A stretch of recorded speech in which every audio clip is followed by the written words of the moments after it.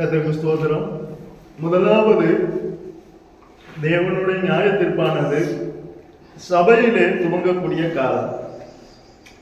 இந்த நியாய தீர்ப்புக்கு நாம் விலக்கி ரட்சிக்கப்பட வேண்டுமானால் ஒரு குடும்பம் என்ன செய்ய வேண்டும் என்பதை தான் நாம் இன்னைக்கு என்ன செய்ய போறோம், பார்க்க போறோம். வாசிங்க 1 பேதுருவின் புஸ்தகம் 3ஆம் அதிகாரம் 20வது வசனத்தை வாசிங்க. 1 பேதுரு 3ஆம் அதிகாரம் 20வது வசனம். அந்த ஆவிகள் பூர்வத்திலே நோவா பேழையை ஆயத்தம் பண்ணும் நாட்களிலே தேவன் பொறுமையோடு காத்திருந்த போது, இந்த காலம் வந்து தேவன் நீடிய பொறுமையோடு இருக்கக்கூடிய காலம். இந்த நீடிய பொறுமையோடு இருந்த காலத்துல காத்திருந்த போது கீழ்ப்படியாமல் போனவைகள் அந்த பேழையிலே எல்லாரும் அல்ல, சிலராகிய 8 பேர் மாத்திரம் பிரவேசித்து ஜலத்தினாலே காக்கப்பட்டார்கள். ஒரு குடும்பம் என்று சொன்னால் அந்த வீட்டுல எத்தனை பேர் இருக்கிறார்களோ அதுதான் ஒரு குடும்பம். இப்ப என்னுடைய குடும்பத்தை எடுத்து பார்த்தால் ஒரு 6 பேர் இருக்கும். அந்த 6 பேர் சேர்ந்ததுதான் ஒரு குடும்பம். இப்ப சிந்தான வீட்டுல 4 பேர் இருக்காங்க. அந்த 4 பேர் சேர்ந்ததுதான் ஒரு குடும்பம். இதுதான் ஒரு குடும்பம். இந்த நோவா என்கிற மனிதனுக்குரிய குடும்பத்திலே 8 பேர் இருந்தார்கள். இந்த குடும்பங்கள் ஜலத்தினால காக்கப்பட்டது. எந்த சமயத்துல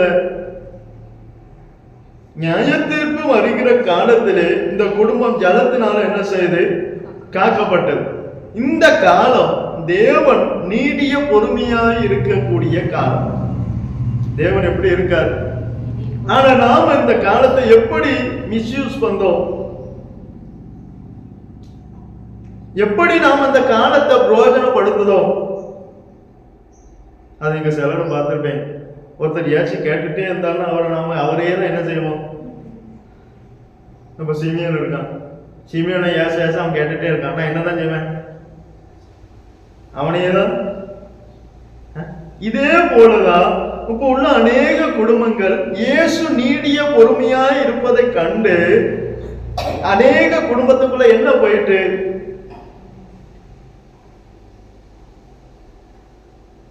இந்த நீடிய பொறுமையா இந்த காலத்துல நோவா எப்படி இருந்தார்? நீதிமானும் உத்தமனும் தேவனோடு கூட சஞ்சரித்து கொண்டிருந்தார். இப்ப அநேக குடும்பங்களுக்கு தேவன் தேவைப்படுகிறாரே அல்லாமல் தேவனோடு கூட சஞ்சரிக்கக்கூடிய அந்த அனுபவங்கள் தேவைப்படவில்லை. அநேக குடும்பங்களுக்கு தேவன் தேவைப்படுதார் எதற்கு? ஆசீர்வதிப்பது. ஆனா அநேக குடும்பங்களுக்கு தேவனோடு கூட சஞ்சரிக்கக்கூடிய அந்த அனுபவத்துல விருப்பம் இல்லை. ஆனா தேவன் எங்களை என்ன செய்யணும்? இடங்கொள்ளாமல் போக மட்டும் வானத்தின் பலகணிகளை திறந்து ஆசீர்வச்சிடணும். ஆனா இவங்க தேவனோடு கூட இருக்க மாட்டாங்க. ஆனா இவங்க தேவனோடு கூட சஞ்சரிக்க மாட்டாங்க. அந்த ஜீவியத்துல விருப்பம் இல்லை. ஆனா தேவன் இப்ப அநேக குடும்பங்கள் அப்படிதான் இருக்கு. தேவன் நீடிய பொறுமையா காத்திருந்த காலம். இந்த காலத்துல அநேக குடும்பங்கள் இந்த நீடிய பொறுமையை அசட்டை பண்ணினார்கள். நீங்க ரோமர் 2ஆம் அதிகாரத்தை எடுங்க.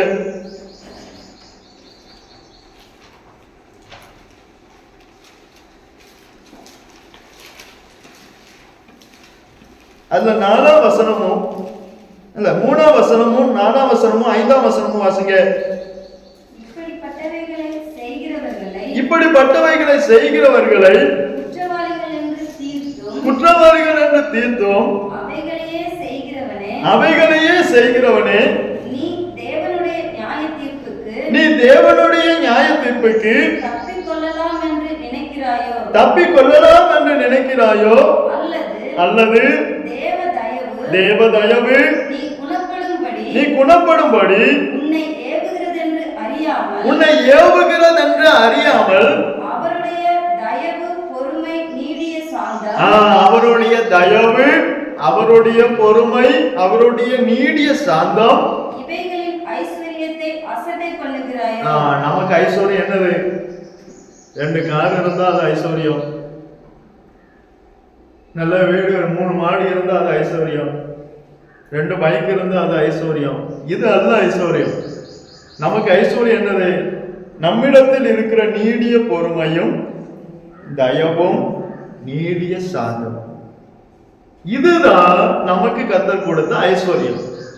இப்ப அநேகர் என்ன செய்கிறார்கள் என்றால், குணப்படும் படிக்கு இந்த நீடிய பொறுமையா இருக்கிற காலத்திலே அநேகர் குணப்படும் படிக்கு இயேசுவை ஏவும் போது அந்த ஏவுதலுக்கு ஒப்பு கொடுக்காமல் தேவனுடைய தயவையும் தேவனுடைய பொறுமையையும் தேவனுடைய நீடிய சாந்தமாகிய ஐஸ்வர்யத்தை என்ன செய்கிறார்கள்? அசட்டை பண்ணுகிறார்கள். நாம் நோவா குடும்பம் காக்கப்பட்டது போல நாம காக்கப்படணும். எந்த ஜலத்தினாலும் அநேக குடும்பங்கள் அழிக்கப்பட்டதோ அதே ஜலத்தினால்தான் அந்த நோவா குடும்பம் காக்கப்பட்டது. அப்ப ஜலத்துக்கு என்ன இருக்கு? 2 சுபாவம் இருக்கு. ஒண்ணு அது அழிக்கும், ஒண்ணு அது காக்கும். தேவன் உண்டாக்கின ஜலத்துக்கே 2 சுபாவம்னா தேவனுக்கு இருக்குமா இருக்காதா? அதே ஜலம் தான் அவங்க என்ன செஞ்சது? அரிச்சது. அதே ஜலம் தான் இவங்க என்ன செய்யுது? ஏன்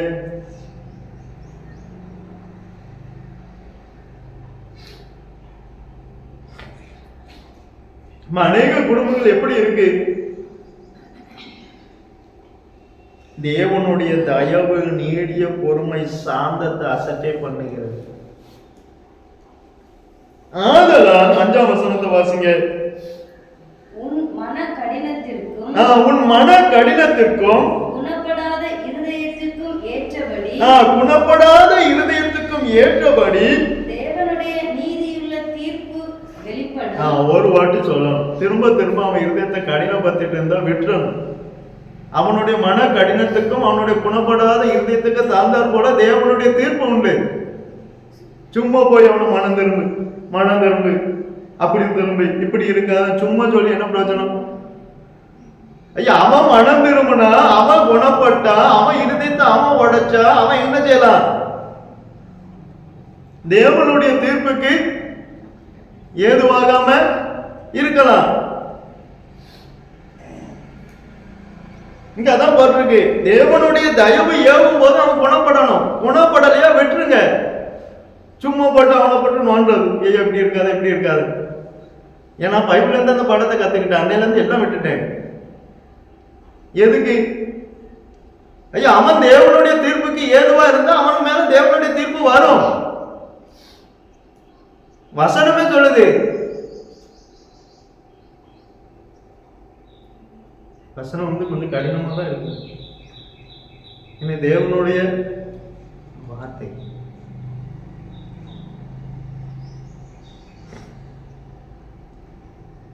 இதான் நீடிய பொறுமையா இருந்த காலம்.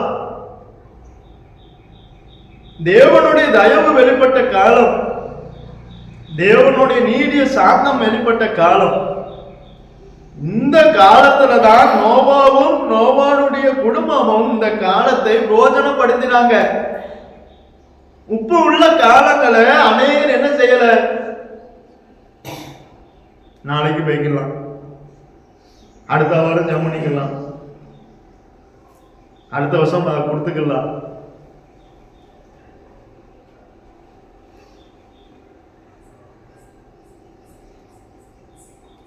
ஆனா நோவாவும் குடும்பமும் அப்படி அல்ல.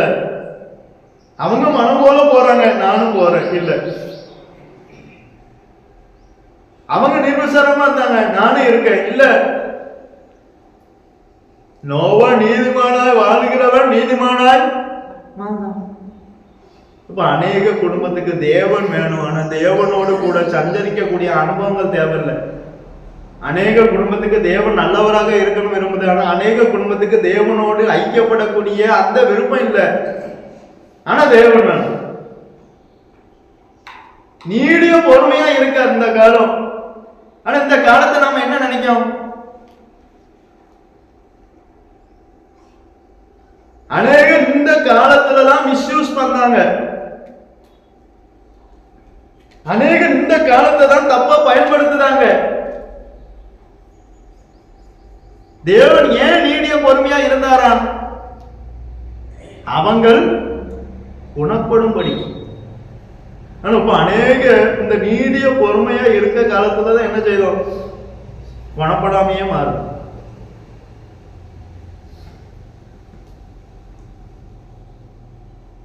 இந்த நோவாவும் நோவாவின் குடும்பமும் இந்த நீடிய பொறுமையா இருந்த காலத்தை பிரோஜனப்படுத்தினார்கள். நாம என்ன செய்தோம்?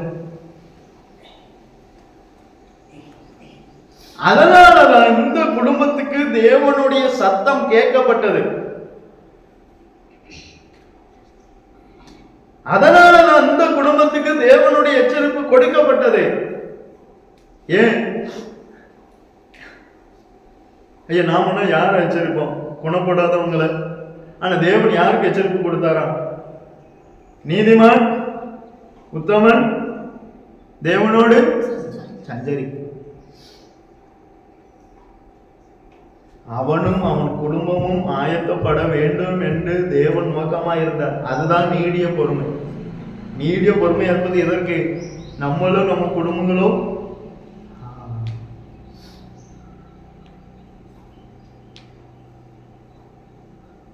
நம்ம இந்த நீடிய பொறுமையா உள்ள காலத்தை தான் பிரயோஜனப்படுத்தாம அநேக குடும்பங்கள் போகிறது. அநேக குடும்பங்கள் அந்த தண்ணியோட தனியா போக காரணம் என்ன? இந்த நீடிய பொறுமையா இருந்த காலத்தை பிரயோஜனப்படுத்தவில்லை.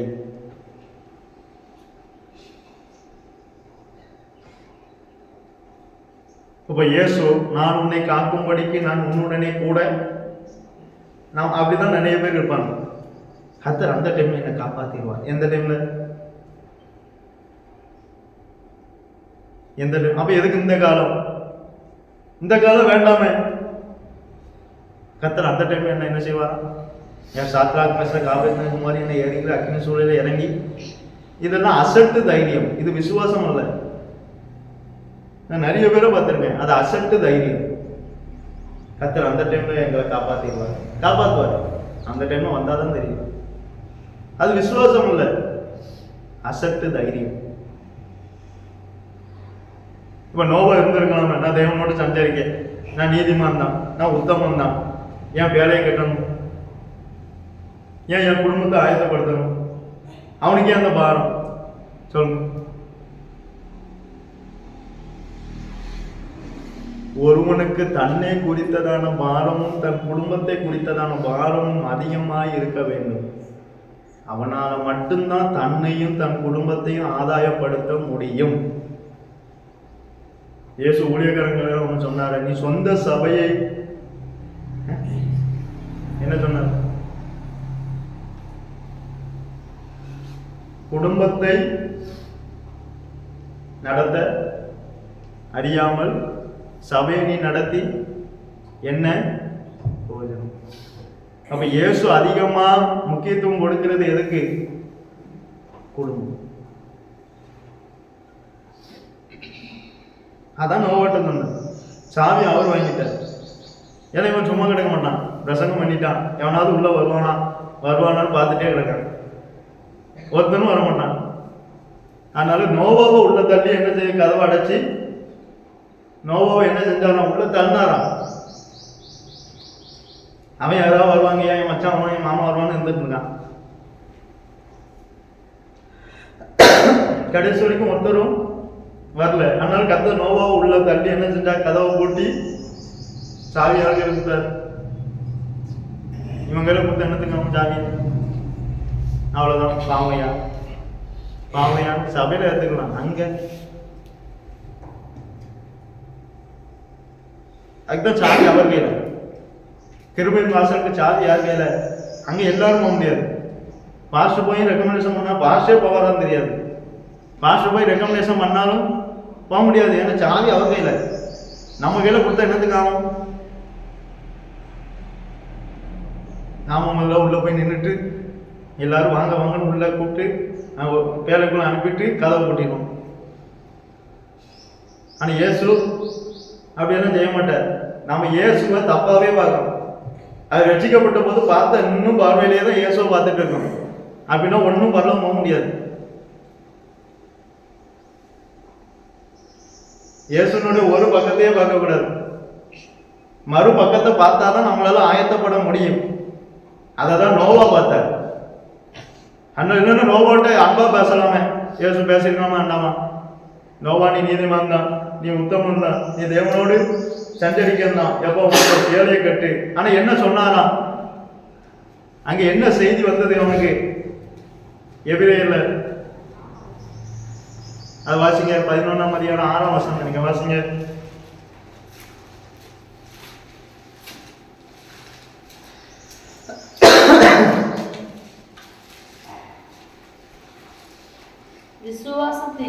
விசுவாசத்தினாலே நோவா தற்காலத்திலே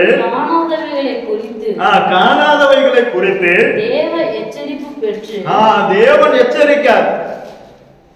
தேவனோடு சஞ்சரிக்கிற மனுஷனுக்கு எச்சரிப்பு செய்தே கொடுக்காரு. எப்பா நீயும் உன் குடும்பத்தை என்ன செய். அப்ப அவன் என்ன செஞ்சிருக்கான்? கர்த்தாவே நான் நீதிமான் தானே, உத்தமன் தானே, தேவனோடு உன்னோடு கூட சஞ்சரிக்கிறவன் தான். நீ அந்த நியாயத்திற்கு வரும்போது என் குடும்பம் தன்னால் எனக்கு போயிடும். இதுதான் அசட்டு தைரியம், இதுதான் நிர்விசாரம். நம்ம அப்படிதான் நினைப்போம். அந்த டைம் என் குடும்பம் தன்னால் உள்ள போயிடும், என் குடும்பம் ஆயத்தமாயிட்டு ரெடி ஆயிட்டு, எங்க போயிடும்? யார் சொன்னா? அப்பயே நோவாக்கு தேவ எச்சரிப்பு கர்த்தர் கொடுக்கணும். ஐயா அங்க எத்தனையோ பேர் இருந்தாங்க, தேவனோடு சஞ்சரிக்காம, நீதிமான வாழாம, உத்தமான வாழாம, அவங்களுக்கெல்லாம் எச்சரிப்பு கொடுக்காம இந்த நோவா குடும்பத்துக்கே எச்சரிப்பு கொடுக்கணும். அவனுக்குள்ள என்ன வந்துடக்கூடாது? நிர்விசாரம். அவனுக்குள்ள என்ன வந்துடக்கூடாது? அசட்டு தைரியம். நான் போயிடுவேன், எங்க போகலாம், எங்க போகணும்? அவனுக்குள்ள அந்த என்ன இருந்திருக்குமா இருக்காதா? கண்டிப்பா 100% இருந்திருக்கு. ஏன்னா தேவனோடு கூட கிருபையும் கிடைச்சிருக்கு நோவாவுக்கு. அதனாலதான் தேவன் அவனை எச்சரித்தார். அவன் நிர்விசாரமா இருந்துடக்கூடாது, என்னுடைய தயவையும் என்னுடைய நீதிய பொறுமையும் என்னுடைய நீதிய சாந்தத்தையும் அசட்டை பண்ணிடக்கூடாது என்பதற்காகவே அவனை கர்த்தர் ரட்சித்தார், அவனை எச்சரித்தார். இப்ப அநேகர் இந்த காலத்தை தான் மிஸ்யூஸ் பண்ணாங்க.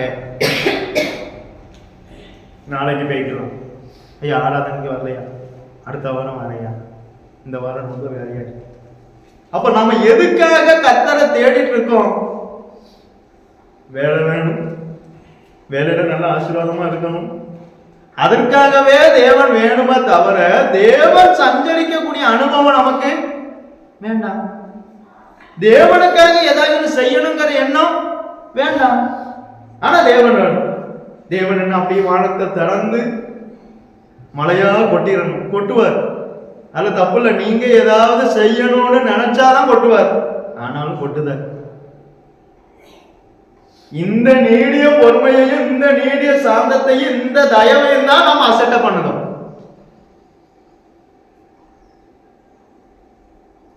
ஏற்றுக்கொள்ளுகிறவர்கள் ஏற்றுக்கொள்ளுங்க, அது எனக்கு விஷயமே கிடையாது. நான் அவர் கொடுத்த வார்த்தையை நான் எங்க கொடுக்கிறேன், எனக்கு அவர் நாம மகிமைப்படணும், அதுதான் எனக்கு. தேவன் நம்மையும் நம் குடும்பத்தையும் காக்க வேண்டிய பொறுப்பு தேவன் கையில மாத்திரம் இல்லை, அந்த குடும்பத்தில் உள்ள ஒவ்வொரு தனிப்பட்ட நபர் கையிலையும் பொறுப்பு இருக்கு. அந்த ஒவ்வொரு குடும்பத்தில் உள்ள தலைவர் கையில அந்த குடும்பத்தினுடைய பொறுப்பு கண்டிப்பா இருக்கணும். இப்ப குடும்ப தலைவர் கையில அந்த குடும்பத்தின் பொறுப்பே என்ன செய்ய மாட்டேங்குது? ஒண்ணு சொல்லிட்டு வரும், நாளைக்கெல்லாம் சர்ச்சைக்கு என்ன செய்யாத, போயிடாத. ஏன்னா அவர் என்ன செஞ்சுட்டு இருக்கார் அப்படி இப்படின்னு. ஐயா நீ யாருக்கா வர சிமியா, நான் உன்னை கோவப்பட்டு பேசிட்டேன் பொதுவா, இப்போ அப்பா உனக்கு சொல்லுது நாளைக்கு நான் போகாத, நம்ம யாரும் பொதுவா சொல்றேன், நம்ம யாரும் போக மாட்டோம். அவர் என்ன கோவப்பட்டு பேசிட்டு இருக்காரு, அப்ப யாருக்காக வாரோம்? யாருக்காக வாரோம்? யாருக்காக வாரோம்? தேவனுக்காக வா இல்ல. நமக்கெல்லாம் தேவன் வேணுங்கிற எண்ணம் இருக்க தவிர தேவனோடு சஞ்சரிக்கணும், தேவனோடு இருக்கணுங்கிற எண்ணம் இல்லை. தேவன் நம்மை காப்பார், அவர் பொறுப்பு அவர் செய்வார். ஆனா நமக்கும் பொறுப்பு இருக்கு. நமக்கு என்ன இருக்கு? நீங்க வாசிங்க உபாகமம் 4ஆம் அதிகாரம் 9ஆம் வசனமும் 10ஆம் வசனமும் வாசிங்க. முதல் பொறுப்பு என்னன்னு வாசிங்க.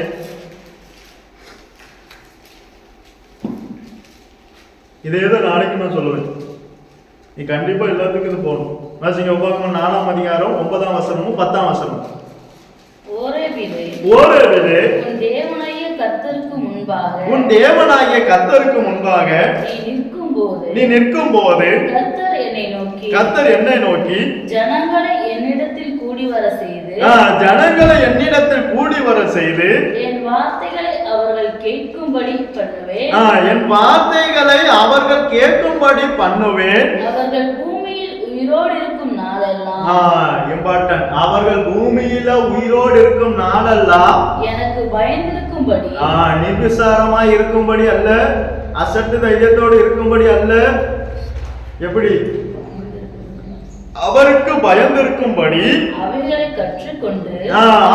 கற்றுக்கொண்டு தங்கள் பிள்ளைகளுக்கும் போதிக்க கடவர்கள் என்று சொல்லிய நாளில் உன் கண்கள் கண்ட காரியங்களை நீ மறவாதபடிக்கும் உன் ஜீவனுள்ள நாளெல்லாம். நாம எல்லாத்தையும் மறக்க மாட்டோம், ஆனா எதோ மறந்துடும். வசனத்தை போன வாரம் என்ன பேசினேன்? மற்றெல்லாம் மறக்காது. நேற்று என்ன சாப்பிட்ட அது நல்லா நடந்துச்சு. ஆனா வார்த்தை மட்டும் என்ன செஞ்சிடும்? உண்மை. ஏன்? தேவனுக்கு பயப்படுகிற பயம் இல்லை. என்ன இல்லை? தேவனுக்கு பயப்படுகிற பயம் இருந்தால் தேவ வசனம் மறக்காது. நானானாலும் சரி மறக்காது. அதனால என்ன சொல்றாரு? அதை திரும்ப வாசிங்க. உன் கண்கள் கண்ட காரியங்களை நீ மறவாதபடிக்கும் உன் ஜீவனுள்ள நாளெல்லாம் அவைகள் உன் இருதயத்தை விட்டு நீங்காதபடி. அவைகள் நம்ம இருதயத்தை விட்டு எதுலாம் நீங்க வசனம் மட்டும் நீங்க. ஆனா இயேசு என்ன சொல்றா? இதுதான் நம்மளை காக்கும். நமக்கும் பொறுப்பு இருக்கு. இந்த பொறுப்பை நாம செய்யணும்னா தேவனுடைய வசனம் நம்ம இருதயத்தை விட்டு நீங்க கூடாது. நீங்காத படிக்கும். நீ எச்சரிக்கையா இருந்து உன் ஆத்துமாவை ஜாக்கிரதையாய் காத்துக்கொள்.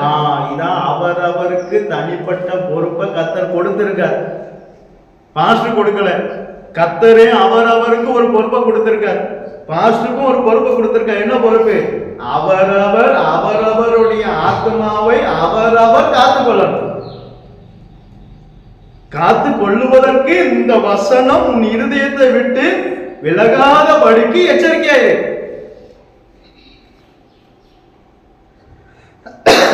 நாம அவன் விலகிட்டான் இவன் விலகிட்டான்னு வருத்தப்படுவோம். இன்னைக்காவது வசனம் விலகுதுன்னு வருத்தப்பட்டுருக்கோம். நான் எல்லாம் சில ஊழியக்காரர் வசனத்தை திருப்பாமையே சொல்லும் போது நான் ரொம்ப அழுவ. என்னால அந்த ஞாபகத்தை வர மாட்டேங்க. வசனம் தெரியும், ஆனா இந்த இருப்பிடத்துல இருக்குங்கதான் டான்னு சொல்றாங்க சில ஊழியக்காரங்க. நான் பின்னாடி உட்கார்ந்து அழுவேன். நல்லா சொல்றாங்களே, நமக்கு அது அந்த கிருபை இல்லையே. அப்ப இருதயத்தை விட்டு வசனம் நீங்காத படிக்கு ஏன் நீங்க கூடாதுன்னா அந்த வசனம் பேசும். நான் சில போட்டோக்கு போகும்போது என்னுடைய சின்ன அனுபவம், கொஞ்சம் நல்ல வெரைட்டிஸா பார்த்த உடனே சாப்பிடணுங்கிற ஒரு ஆசை வரும் எனக்கு. ஒரு சில நேரத்தில் அந்த வசனம் பேசும். அப்படி நினைக்கும் போது ஒரு வசனம் பேசும். போதும் என்கிற மனதுடன் கூடிய தேவ பக்தியே உடனே அந்த அன்னைக்கு பார்ப்பேன். என்ன 5 புரோட்டா 6 புரோட்டான்னு நினைச்சிருப்பேன். இந்த 4 போதுமே அப்படின்னு சொல்லி. உண்மை, அந்த வசனம் டக்குன்னு பேசினோடனே நமக்கு துக்கமாயிருக்கும். சரி ஐயா இப்படி வேற வசனம் இருக்கு, அதனால நான் என்ன செய்வேன், 6-7 புரோட்டான்னு சொல்லியிருப்பேன், நினச்சிட்டு போயிருப்பேன். அங்கே 4 போதும், ஏன்னா 4 போதுங்க அப்படின்றேன். முதல்ல 7 கூட சொல்லியிருப்பேன், அவரே யோசிப்பார் 7 சொன்னீங்களே, இல்லை நான் 4 போதுங்க அப்படின்றேன். ஏன் இந்த வசனம் நமக்குள்ள இருக்கணுமா? நான் அந்த வசனம் நம்மகிட்ட கண்டிப்பா பேசும், வசனம் நம்மிடத்துல பேசும். அதனால அந்த வசனம் உன் இருதயத்தை விட்டு நீங்காத படிக்கு என்ன செய்யணுமா? ஏன்னா அநேகருக்கு நிர்விசாரம் வந்துட்டு வசனத்தின் மீது. ஆகாரத்தினால் உண்டான பஞ்சம் அல்ல, தண்ணீரினால் உண்டான தாகம் அல்ல, வசனம் கேட்க கிடையாத பஞ்சம். அந்த காலத்துலதான் நிர்விசாரம் வரும். அதனால இந்த வசனம் உன் இருதயத்தை விட்டு நீங்காத படிக்கு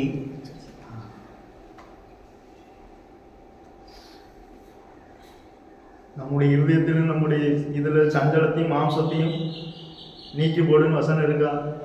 ஆனா அந்த சஞ்சலம் கண்டிப்பா இருக்கும், மாம்சமும். ஆனா வசனம் இருக்குமா? அது இல்லை.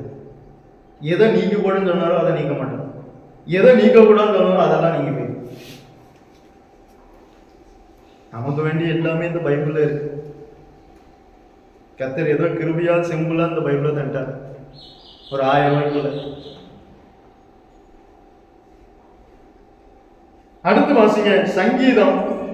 எதன்படி காத்துக்கொள்ளணும்? 119ஆம் சங்கீதம் 9ஆம் வசனத்தை வாசிங்க.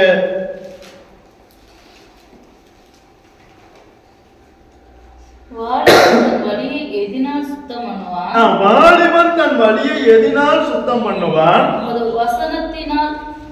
உமது வசனத்தின்படி தன்னை காத்துக் கொள்கிறதுனால் தானே. தன்னை காப்பதற்காக கொடுக்கப்பட்டதுதான் வசனம். அவன் தன்னை தானே காத்து கொண்டா உள்ள சாத்தம் வராது. வசனத்தின்படி தன்னை தானே இயேசு நம்மள வேலி அடைச்சிருக்கார், அது உண்மை. இயேசு நம்மள என்ன செஞ்சிருக்கார்? யோபுவையும் யோபு கொண்டு எல்லாத்தையும் வேலை, அது அவருடைய பொறுப்பு. போன சொல்ல அது அவருடைய பொறுப்பு. ஆனா நம்மள என்னைக்கு வேலை அடைச்சிருக்கோம்? நம்மள என்னைக்கு காத்து கொண்டிருக்கோம்?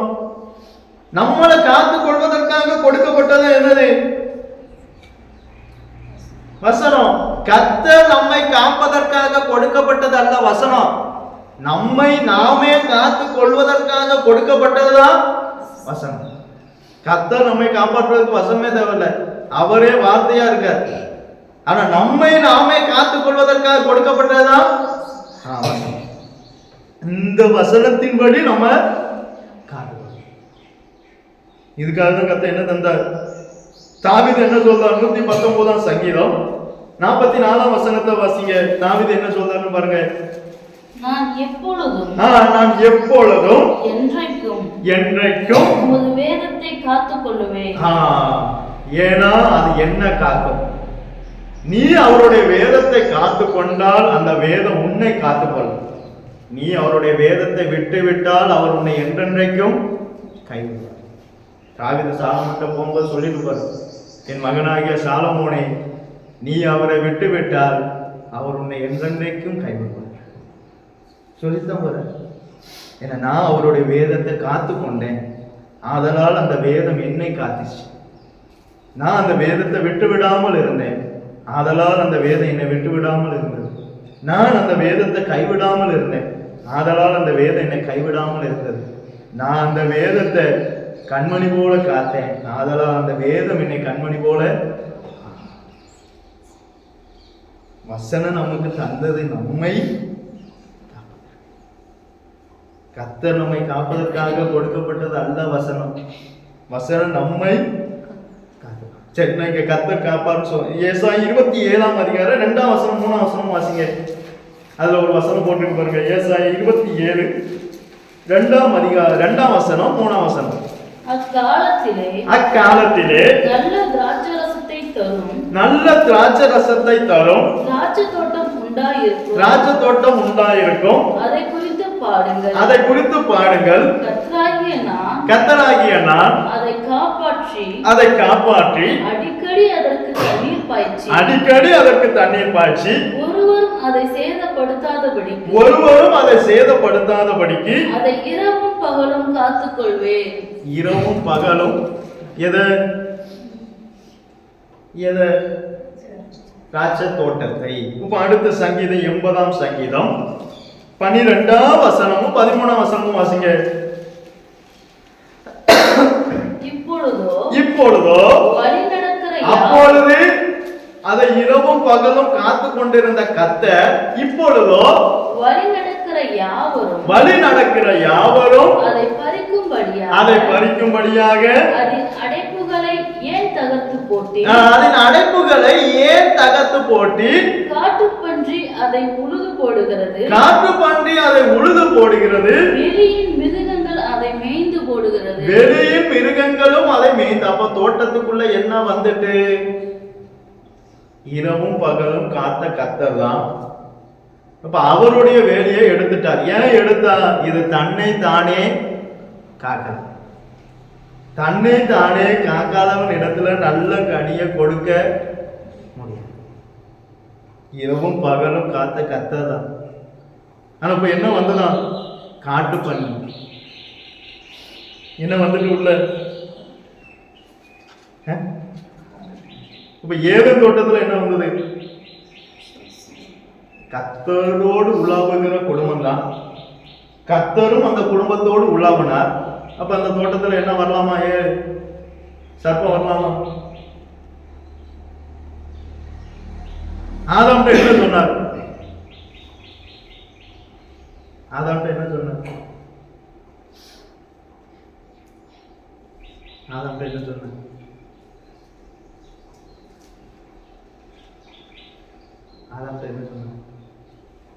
இந்த ஒரு ஏதேன் தோட்டத்தை உண்டாக்கி அவர் கையில கொடுத்துட்டு இதை பண்படுத்தணும், காக்கவும் வைத்தார். காத்தாரா? தேவன் காத்தார். தேவன் அவர்களையும் அந்த தோட்டத்தையும் காத்தார். தேவனுக்கும் அந்த தோட்டத்துக்கு வந்துட்டு தான் போனாரா? வந்தார். பகலிலே பாவம் செஞ்ச பிறகும் வந்தார். பாவம் செய்யறதுக்கு முன்னாடி வந்துட்டு தான் போனார். அதை வச்சு நாம என்ன நினைப்போம்? சரி, நல்ல குடும்பம். என்ன குடும்பம்? ஆதாம் ஏவாளோடு தேவன் உலாவுவதற்கு முந்தி வந்தார். அதே நேரத்தில் அதன் பிறகு வந்தார். ஆனா வித்தியாசம். தேவன் காத்தார். ஆனா இவர்கள் தன்னைத்தானே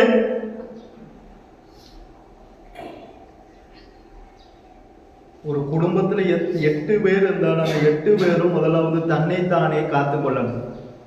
இரண்டாவது அந்த குடும்ப தலைவர் தன்னுடைய குடும்பத்தை காத்துக்கொள்ளணும். இந்த 2 காத்து கொள்ளுதலும் ரொம்ப ரொம்ப முக்கியம். நோவா அதை தான் செஞ்சார். நோவா தன்னையும் காத்து கொண்டார், தன் குடும்பத்தையும்.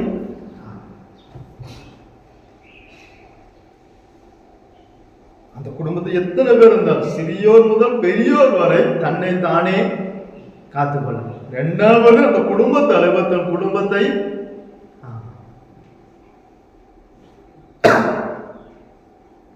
இப்ப தோட்டத்துக்குள்ள என்ன வந்தது?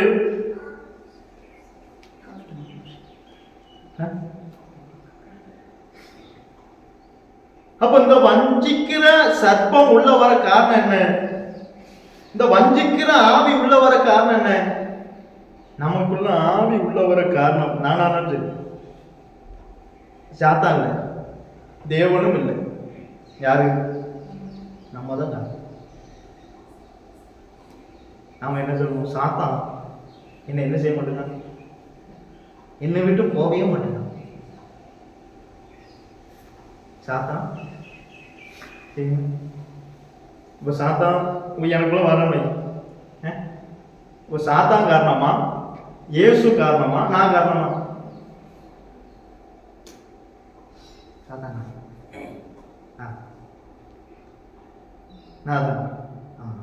ஏன்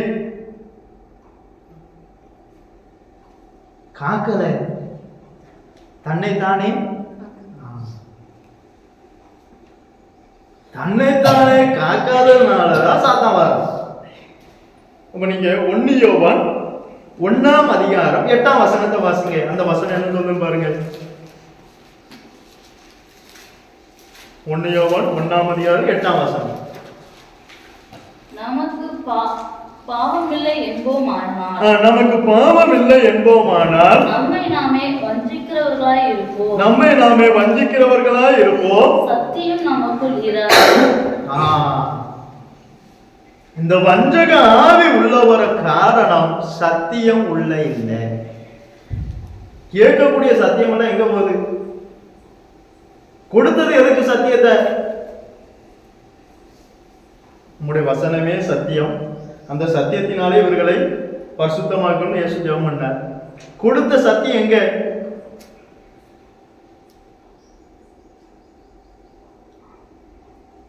இந்த வஞ்சக ஆவி உள்ள வர காரணம் என்ன?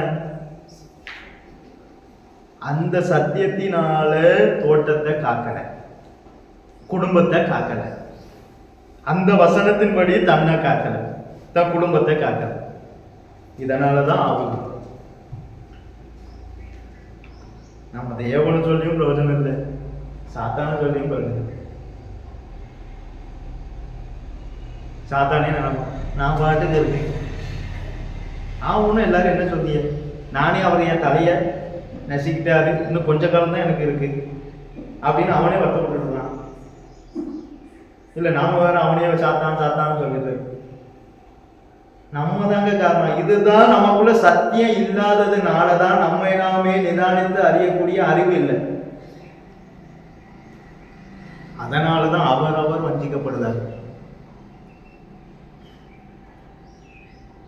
ஏன் சில உபதேசத்தை கவனமா கேளுங்க அப்படின்னு சொல்ல காரணம், அவரவர் என்ன செய்யக்கூடாது,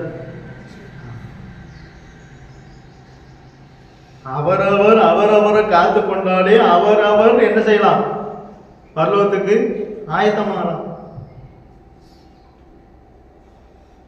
இப்ப சிலர் கோவப்படுவாங்க. நாம என்ன சொல்லுவோம் தெரியுமா? அவரால் தான் நான் என்ன செஞ்சுட்டேன், என்னை கோவப்படுத்திட்டாங்க அதுதான் சரி. இப்ப சிமியோன் என்ன கோவப்படுத்துதான், நான் என்ன சொல்லுவேன்? இப்ப அவனால நான் ஒரு கோவப்படுதேன், நான் என்ன சொல்லுவேன்?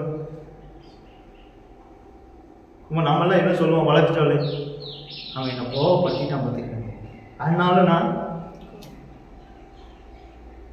இது சரியா?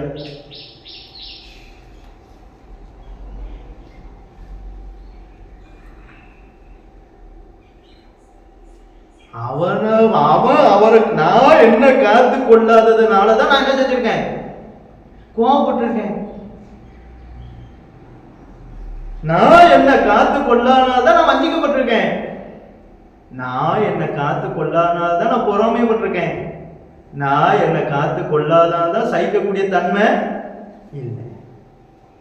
நீரான் அவன் கோவப்படுத்திட்டான். ஏன் அவனையும் சொல்லுவான், ஐயா நீ எங்க போன, நீ எங்க போன? அவன் கோவப்படுத்தும் போது நீ எங்க போன?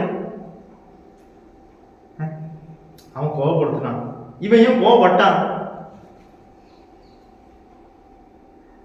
அத ஒரு தாமஸ் ராஜன் ஒரு பாஸ்டர் சொன்னார். அவரு பெரியாட்ட படிக்கும்போது, சேம் சுந்தரம் பாஸ்டர் படிக்கும்போது ஒரு சிலரை அந்த ஸ்டூடெண்ட்ஸை உடைப்பதற்காகவே ஒரு சில பயங்களை வச்சிருப்பாங்க. அப்போ ஒரு பையன் வந்து ஏதோ பேசிட்டான் இந்த பாஸ்டர். உடனே அந்த பாஸ்டர் கண்ணத்துல வாங்கி அடிச்சிட்டார். நேரம் அந்த செய்தி சுந்தரம் பாஸ்டருக்கு போகுது. சுந்தரம் பாஸ்டர் நேரம் என்ன செஞ்சிருக்கணும், அந்த பையனை என்ன செஞ்சிருக்கணும், ஏன்பா பாஸ்டர்? ஆனா அவர் நேரம் அந்த பாஸ்டர் நோக்கி வந்தார். ஏன் வந்தார்? அவன் கோவப்பட்டான்னா நீ ஏன் கோவப்பட்ட? சரிதானே? அது நம்ம ஏத்துக்கிற மாட்டோம், அது எனக்கு நல்லா தெரியும். நம்ம என்னைக்கு ஏத்துக்கிட்டோம் அப்பதான் பரவாயில்ல போயிடலாம். அவர் சொன்னது சரி, நானே அதுக்கு தான் உணர்ந்தேன். அவன் கோவப்பட்டான ஏதோ சொன்னானா, இவன் என்ன செஞ்சானா, இவரு அடிச்சார் ஒண்ணு. ஆனா அவன் அப்பா அவர் ஞானமா செஞ்சிருக்காரு. அவர் எங்க போனார்? அவர் என்ன சொல்லிருக்கணும், இந்த பையன் சொல்லி யார் செய்வாங்க. ஆனா இந்த பையனு நேரம் எங்க போனார்? அவரை போய் சத்தம் போட்டார். ஏன்? அதுதான் உண்மையான தலைமை பதவி.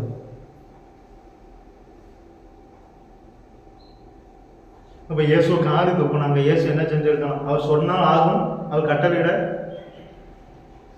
ஒன்று கூட எத்தனையோ லேகியம் பிசாசு அவரால் லேகியமுக்கு சமமான தூதரை இறக்க முடியும். சொன்னார். ஏன்னா அவர் தன்னை காத்து கொண்டார்.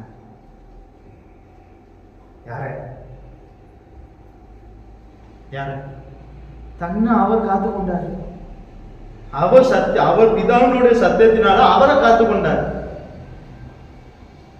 அந்த சத்தியமே என்னை பரிசுத்தமா. அதனால சீசர்கள் ஜெபம் என்ன ஜெபம்? கர்த்தாவே உம்முடைய நாமத்தினாலே நான் இவர்களை காத்து கொண்டு. நீங்க யோவான் 17 எடுங்க.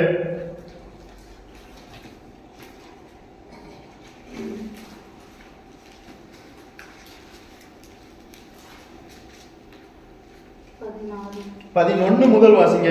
17ஆம் அதிகாரம் 11 முதல் வாசிங்க. அதுல நிறைய அர்த்தம் இருக்கு. வாசிங்க.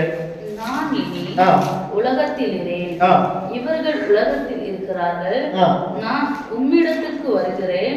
நான் உம்மிடத்துக்கு வருகிறேன். பரிசுத்த பிதாவே, பரிசுத்த பிதாவே, நீர் எனக்கு தந்தவர்கள், நீர் எனக்கு தந்தவர்கள் நம்மை போல் ஒன்றாய் இருக்கும்படி, நம்மை போல் ஒன்றாய் இருக்கும்படி நீர் அவர்களை உம்முடைய நாமத்தினாலே காத்துக்கொள்ளும். அவர் பொறுப்பை அவர் சரியா செய்தார்.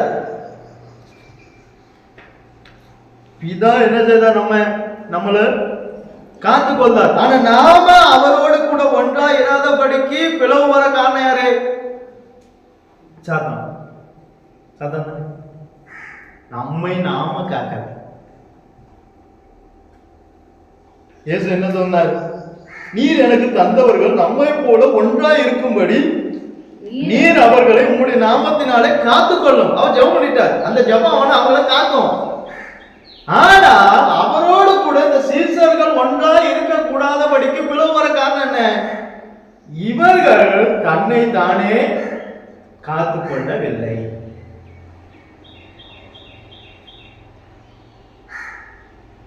ஆதலால் தான் நான் அவர்களுடனே கூட உலகத்தில் இருக்கையில் அவர்களை உம்முடைய நாமத்தினாலே.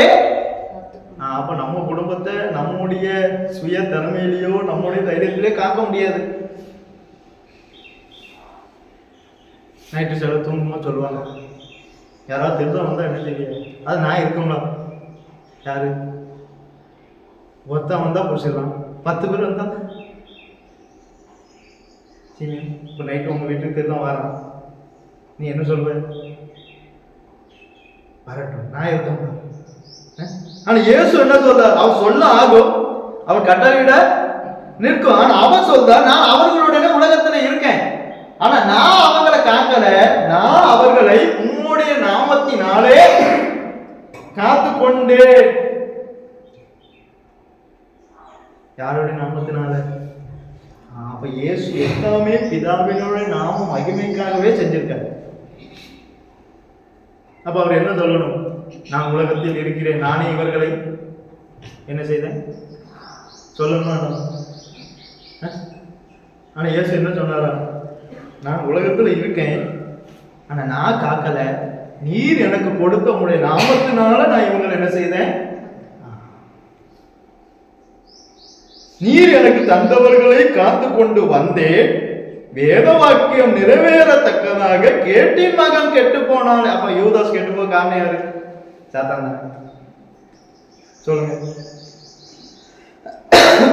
யூதாஸ் கெட்டு போக காரணம் யாரு?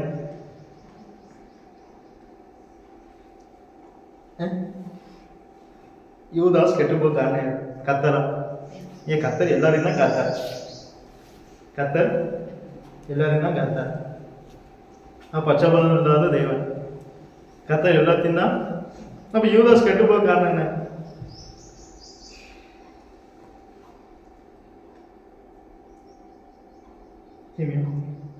கத்தர் எல்லாத்தையும் தான் காத்தார், அவருடைய நாமத்தினால தான் காத்து கொண்டு வந்தார்.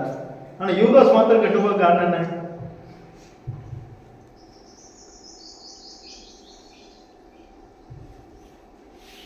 சாத்தானா? இயேசுவா? யாரு? அவன் என்ன செய்யல? காரணம் என்ன இருக்கு கையில?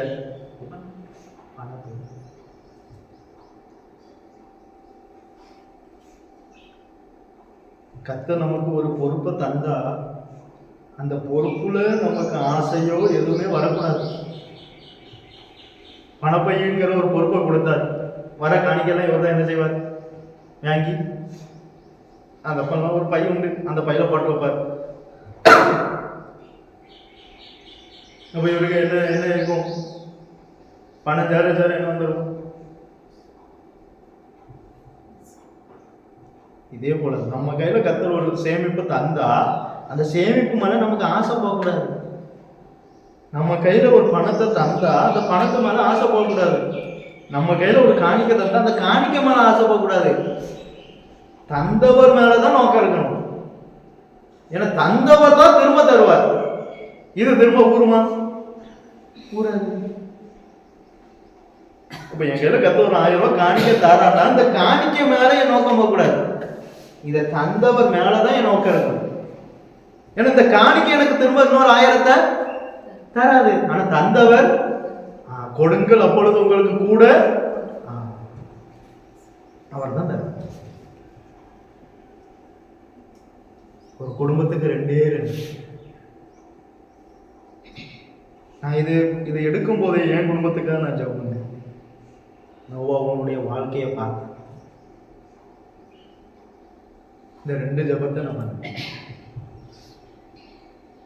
முதலாவது அவரவரை காத்துக்கொள்ளும். 2வது அந்த குடும்ப தலைவர் அந்த குடும்பத்தை காத்துக்கொள்ளும்.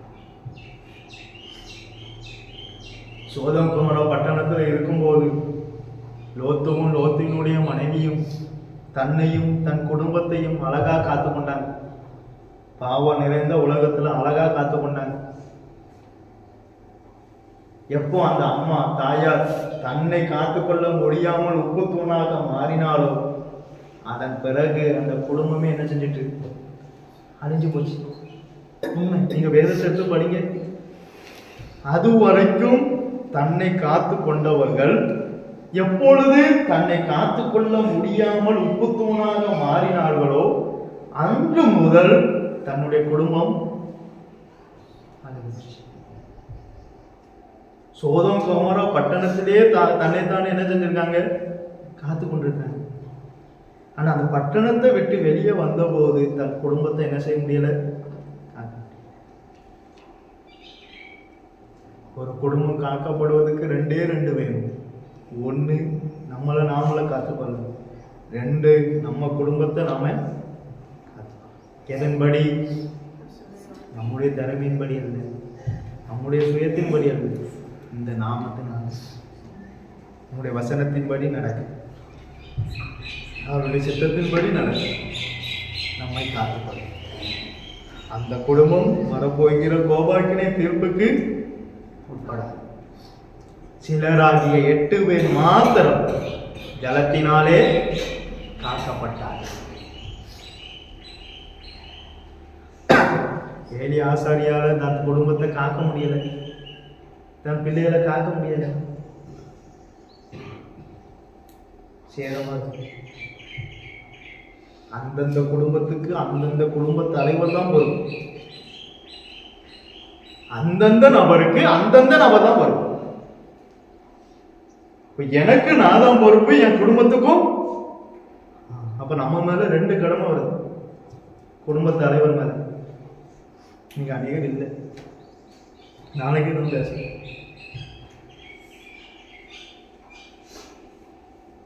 எனக்கும் நான் தான் பொறுப்பு, என் குடும்பத்துக்கும் நான் தான் பொறுப்பு. நான் தான் கணக்கு கொடுக்கணும். அதான் ஆதாம்கிட்ட கேட்டேன், ஆதாமே நீ ஏன் பழத்தை சாப்பிட்ட? அவன் என்ன சொல்லிருக்கணும்? ஐயா தெரியாம சாப்பிட்டேன், என்னை மணி. அதான் கேட்டேன், ஆதாமே நீ ஒன்னையும் காக்கல, உன் குடும்பத்தையும். என் மனைவி தந்தா நான் என்ன செஞ்சிட்டேன்? சாப்பிட்டேன். அவன் மனைவி எங்க போயிட்டா? வெளியே போயிட்டா, இவனும் போயிட்டான். உன் வீட்டாரே உனக்கு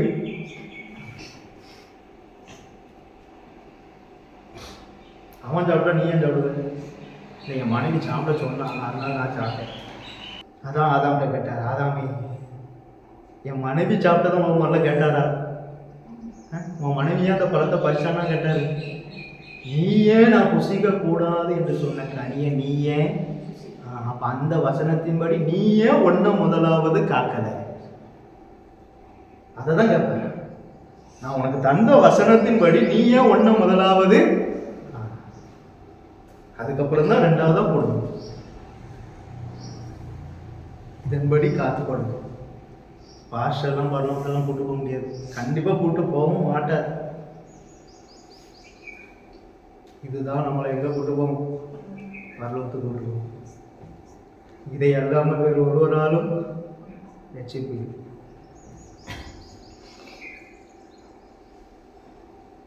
நான் சொன்ன சத்தியத்தினாலே, சத்திய வசனமே சத்தியம், இந்த சத்தியமே உங்களை இயேசு அல்ல, அவர் சொன்ன சத்தியம் என்ன செய்யும்? நானே வழியும் சத்தியமும், இதுதான் வழி, இதுதான் சத்தியம், இதுதான் ஜீவன்.